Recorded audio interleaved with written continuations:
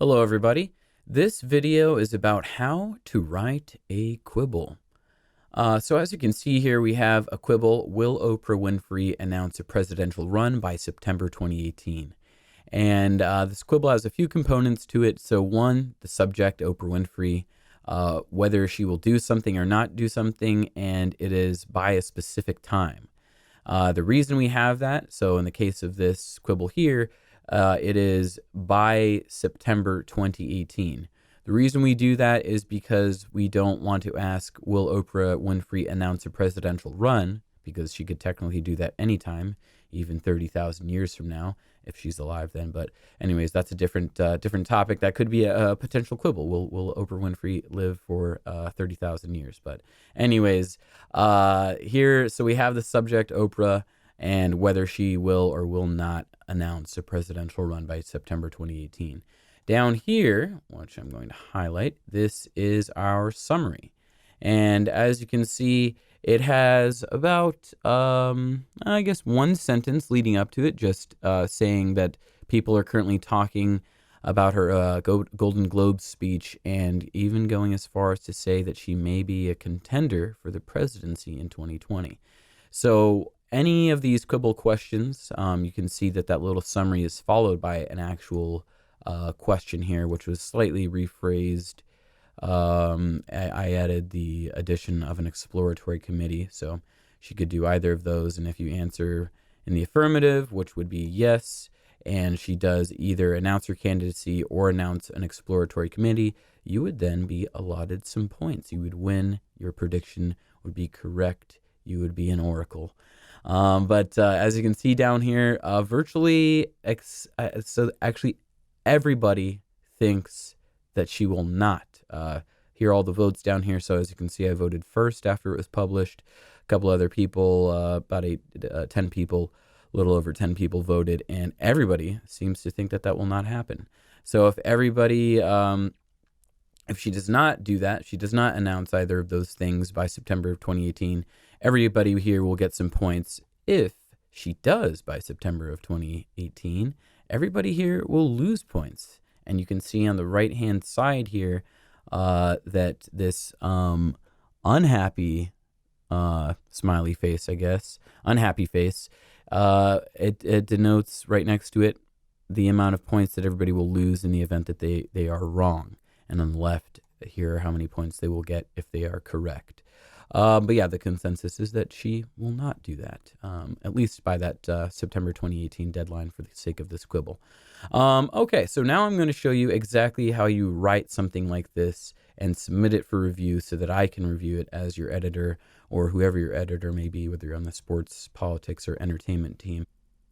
To get a quibble onto the website, you actually go to this page here called the Quibbl Drafting Log. And right here on this first page, you can see all of the various authorized users. So your name ideally should be on here. If you've been onboarded, the forms that your editor should send your way should have instructions that basically get you on here. So that should just happen automatically.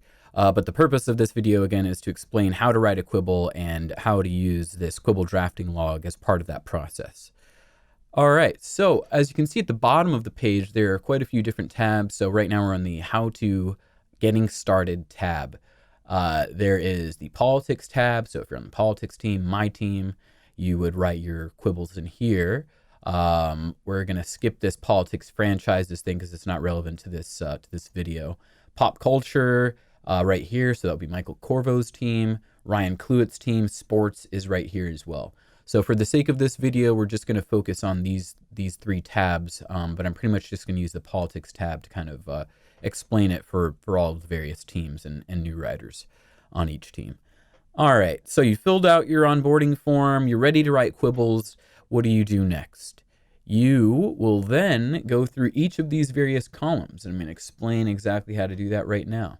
So on my team, I do actually designate a specific set of spaces for each writer that's designated for each writer. So this is Jason Maris's section here. He's an elections beat writer.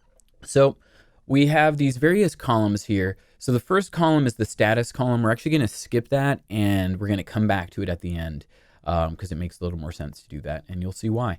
So the first tab after the status column is the author column. So that's going to be your name, so that you do get a byline on the Quibbl.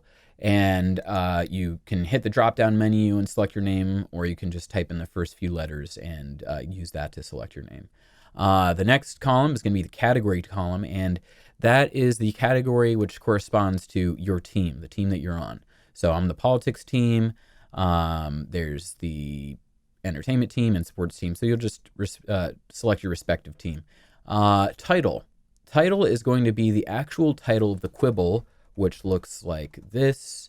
So let's see. So we'll go to politics, and we're going to select this Quibbl just as an example. So this Quibbl asks, will House Democratic Leader Nancy Pelosi be kicked out of her position? And that is the title. The title appears right up here. This area is called the summary. Column E is the call out. So a call out is a specific beat or subtopic within politics or within entertainment or pop culture. And there are all of these various call outs here. So on politics, there's international politics, elections, Congress, so on and so forth. And the same thing applies for entertainment and sports as well. So you'll select that. Most likely your editor has assigned you a specific beat or call out or subtopic, whatever you want to call it. On my team, we call it a beat.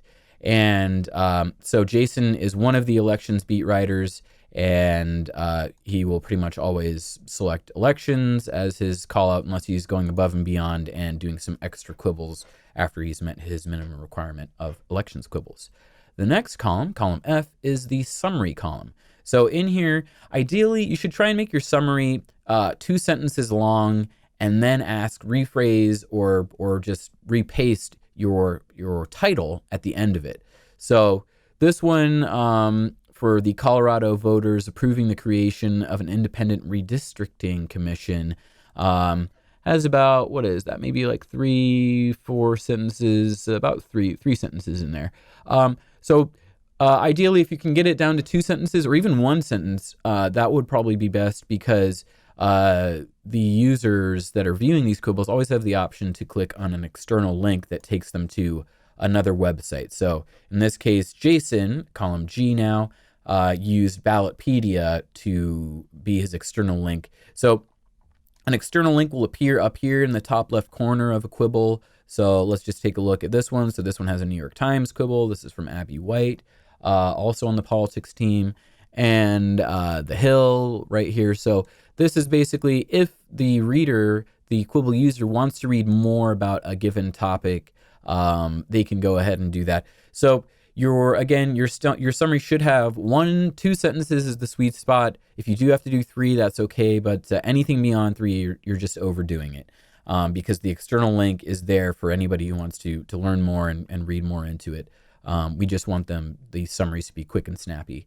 On my team, the politics team, read more. These 2 columns, I keep them red because I actually take care of them for you writers. So read more is down the road, we potentially will have 2 external links, maybe a left-leaning and a right-leaning link, and you can read more from a left-wing perspective or a right-wing perspective in those potential columns. So that's something that's in the works. The image column is definitely something that we use right now, but as the editor, along with Sabrina Schnur, the deputy politics editor, we actually put these images in for you. So if you're on the politics team, you don't need to worry about that. If you're on the sports or pop culture / entertainment team, you would just want to consult with your editor and ask if they actually will do that for you, or if that's something that they would actually like you to do. The next column, column J, is the expiration. So when does this Quibbl expire? When are you no longer able to, as a user, vote on it and make your predictions? So in the case of this Quibbl that Jason has up here, it expires on Election Day, November 6th, 2018. Now, you can put just a date in here if you like to, but you can also put a date and time in. So I'm actually going to do that for this because it actually makes sense. So I changed the date on this Quibbl because on Election Day, generally the polls close at 6 p.m. Colorado, of course, is Mountain Standard Time. So actually, I could change this if I wanted to 8 p.m., and you'll want to use military time to do that. Otherwise, if you were to put in 3, it would actually be 3 a.m. So you want to use European or military time to do that. So this Quibbl is set to expire at 8 p.m. Eastern Time. All these times are Eastern, at 6 on the 6th of November, 2018, Election Day.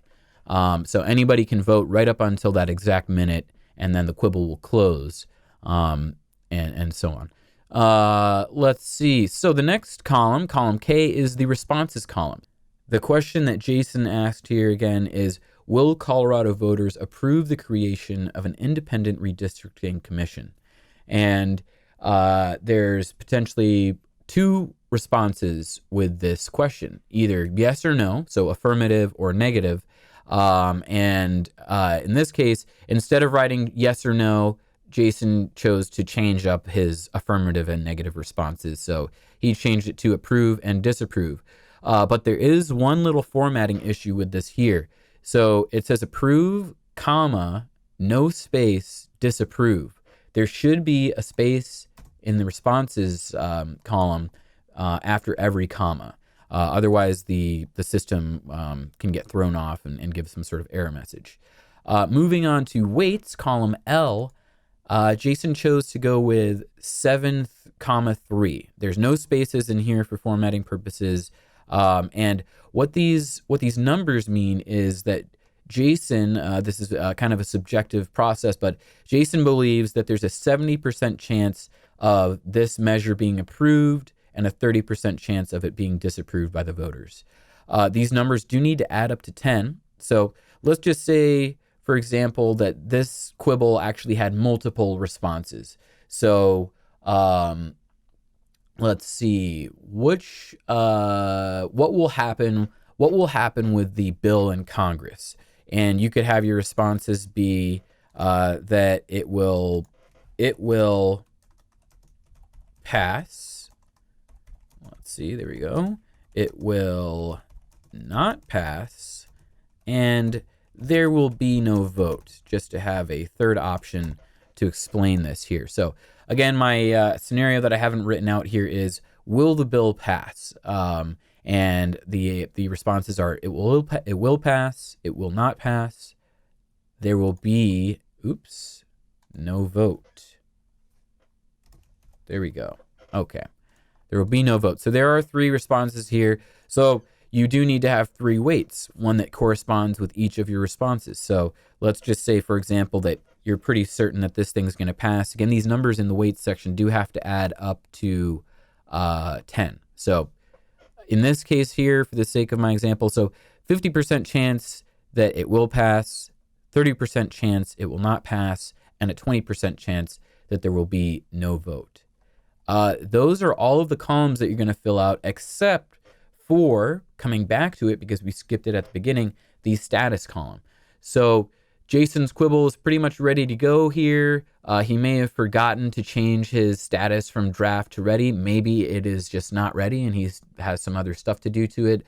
But what you'll want to do is, if your status is no longer drafted, if it is ready for your editor to review it, edit it, and submit it, you'll want to change it from draft to ready using this drop-down menu here.